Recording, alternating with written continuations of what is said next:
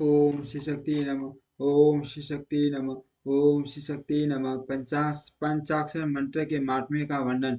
श्री कृष्ण बोले, स्वर्गीय महर्षि परवर, आप संपूर्ण ज्ञान के महासागर हैं। अब मैं आपके मुख से पंचाक्षर मंत्र के महात्म्य का तत्वत वर्णन सुनना चाहता हूँ। उपमन्यु जी ने कहा, देवकी नंदन, पंचाक्षर मंत्र के महात्म्य का विस्तार पूर्वक वर्णन तो 100 करोड़ वर्षों में भी नहीं किया जा सकता। अर्थ संक्षेप से इसकी महिमा सुनो। वेद वेद में तथा सेवागमन में दोनों जगह यह षडक्षर प्रणव सहित पंचाक्षर मंत्र समस्त शिव भक्तों के संपूर्ण अर्थ का साधक का गया है। इस मंत्र में अक्षर तो थोड़े ही हैं, परंतु यह मान अर्थ से संपन्न है। यह वेद का सार तत्व है, मोक्ष देने वाला है, शिव की आज्ञा से सिद्ध है, संदेश शून्य है तथा शीर्ष शिव स्वरूप वाक्य है। यह नाना प्रकार की सिद्धियों से युक्त दिव्य लोगों के मन को प्रसन्न एवं निर्मल करने वाला, सुनिश्चित अर्थ वाला अथवा निश्चय ही मनोरथों को पुण्य करने वाला तथा परमेश्वर की गंभीर वचन है। इस मंत्र का मुख से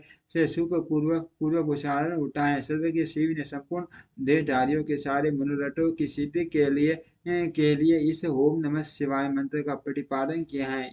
यह आदि यह आदि आदि षडक्षर मंत्र संपूर्ण विद्याओं मंत्रों का बीज मूल है। जैसे जैसे वट के बीज में मान वृक्ष छिपा हुआ है, उसी प्रकार अत्यंत सूक्ष्म होने पर भी इस मंत्र को मान अर्थ से परिपूर्ण समझना चाहिए।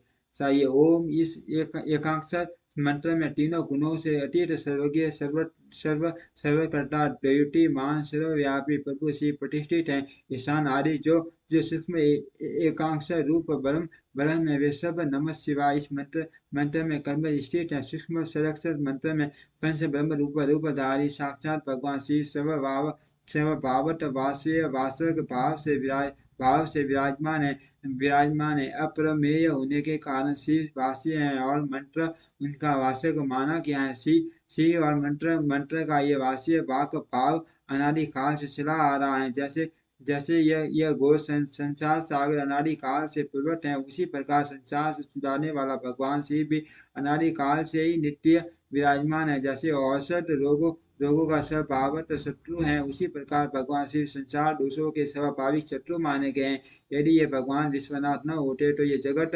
अंधकार में हो जाता, क्योंकि प्रकृति जड़ है और जीवात्मा ज्ञानी अत इन्हें प्रकाश देने वाले परमात्मा ही है। प्रकृति से लेकर परमाणु पर्यंत जो कुछ भी जड़ रूप तत्व है वही किसी बुद्धिमान चेतन कारण के बिना स्वयं करता नहीं देखा गया है।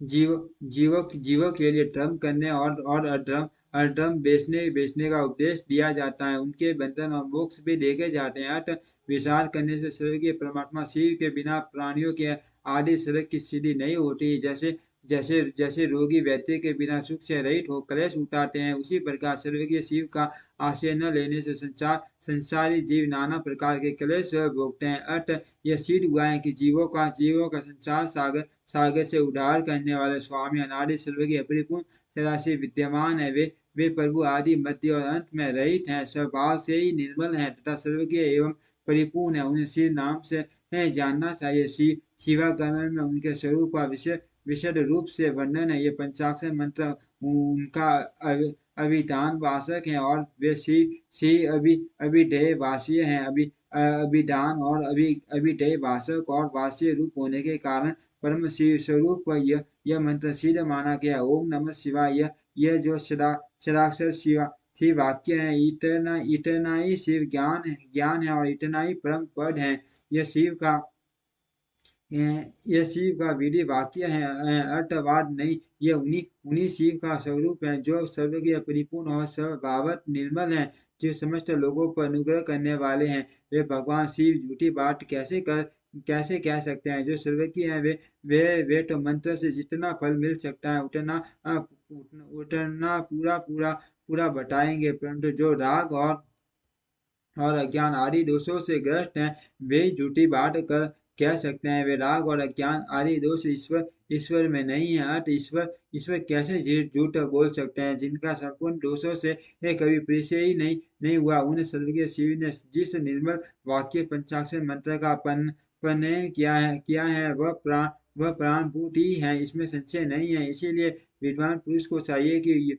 वह ईश्वर के वचनों पर श्रद्धा करे। यथार्थ पुण्य पाप के विषय में ईश्वर के वचनों पर श्रद्धा न करने वाला पुरुष नरक में जाता है। शांत स्वभाव वाले श्रेष्ठ मुनियों ने स्वर्ग और मोक्ष मोक्ष की सिद्धि के लिए जो सुंदर बात बात कही है, उसे उसे सुभाषित समझना चाहिए।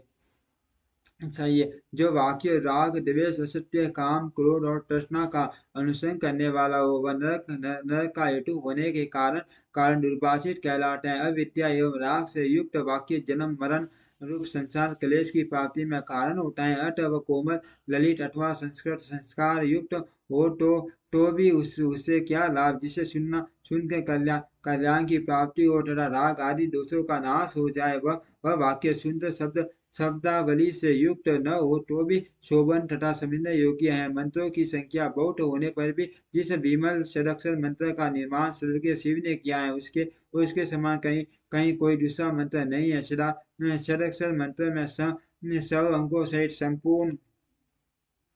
संपूर्ण वेद और शास्त्र विद्यमान है। अतः उसके समान दूसरा कोई मंत्र मंत्र कहीं नहीं है। शांत क्रोध महा मंत्र और अनेकानेक उपमंत्रों से ये सदस्य मंत्र उसी प्रकार बीन है, जैसे वर्ती वर्ती से सूत्र जितने जितने शिव ज्ञान और जो विद्या स्थान है, वे सब सदा सदक्षर मंत्र मंत्र रूपी सूत्र के संक्षेप भाषी हैं। जिसके हृदय में ओम नमः शिवाय यह सदक्षर मंत्र प्रतिष्ठित हैं, उसे दूसरे बहुसंख्यक मंत्रों और अनेक विशेष शास्त्रों से क्या प्रयोजन। जिसने ओम नमः शिवाय इस मंत्र का जब दृढ़ता पूर्वक अपना लिया, उसने संपूर्ण शास्त्र पढ़ लिया और समस्त शुभ कृत्यों का अनुष्ठान पूरा कर लिया।